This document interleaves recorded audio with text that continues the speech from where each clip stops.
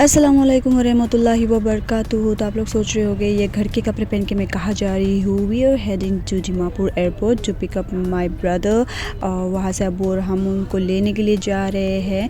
तो यहाँ मैंने ना मिनी व्लॉग बनाने के लिए सब कुछ पोर्ट्रेट मोड में किया था, और जब आके एडिटिंग करने लगी ना तो मुझे दिखाई दिया कि अरे ये तो बहुत लॉन्ग फॉर्म का हो जाएगा, मिनी व्लॉग तो होगा ही नहीं, बिकॉज़ बहुत सारे पार्ट मिस हो जाएंगे।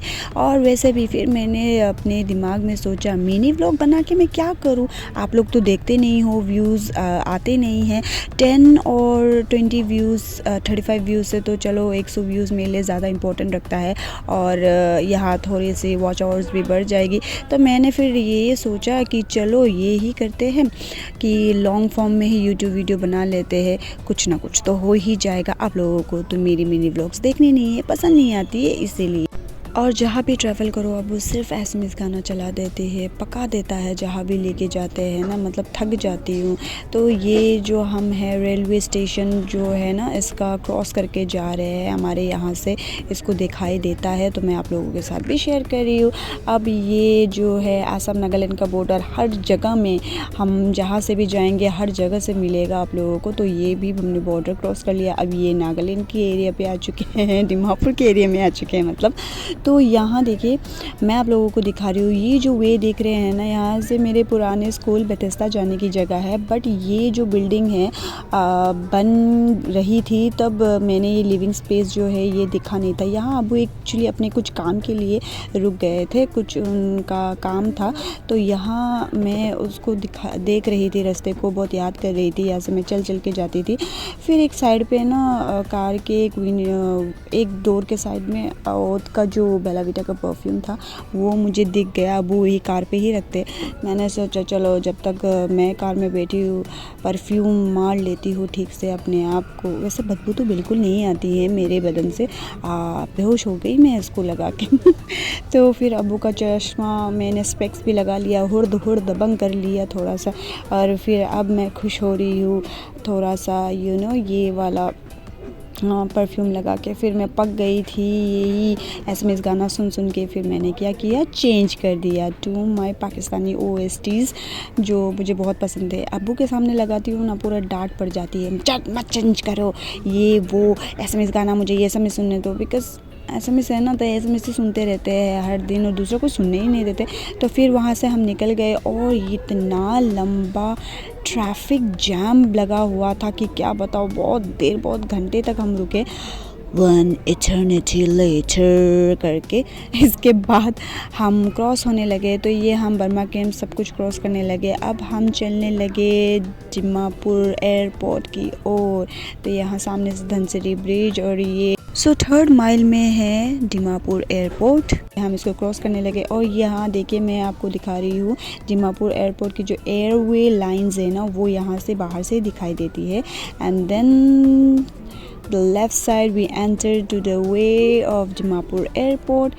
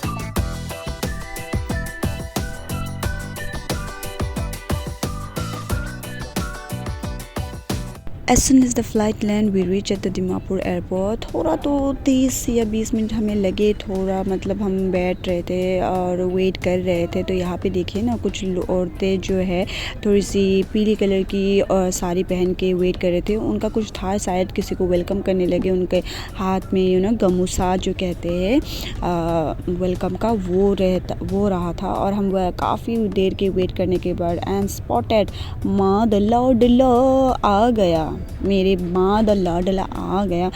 एयरपोर्ट पे बैठे बैठे 2 बार मेरी बहन की कॉल आ चुकी थी, भाई अभी तक आया कि नहीं। माँ का 2 बार कॉल आ चुका है, मेरा बेटा अभी तक आया क्यों नहीं, शाम हो गया है, अब तक तो उसकी फ़्लाइट आ चुकी होगी, वगैरह वगैरह।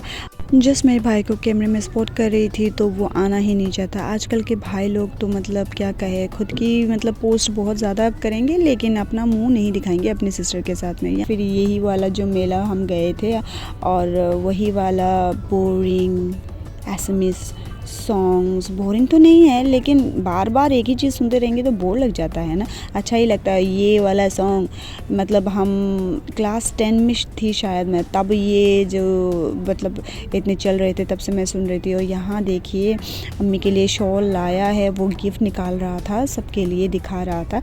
अम्मी के लिए तो शॉल भी लाया गया था एंड इसके बाद स्लीपर्स भी थे। आई नो बिकॉज उसने मुझे दिखाया था कि अम्मी के पैरों की साइज़ कितनी है। इसके बाद मैं वेट कर रही थी कि मेरे लिए भी कुछ निकले इसके जादू मंतर टोटे वाले बैग से, बट उसने बोला कि हाँ हमारे लिए कुछ नहीं लाया। मुंह उतर गया मेरा, मैं वेस्ट हो गया मेरा एयरपोर्ट जाने के लिए लालची दीदी में। तो इसके बाद उसने कहा कि नहीं, बहुत सारे सामान लेके आया, धीरे से निकाला उसने तो दिखाया।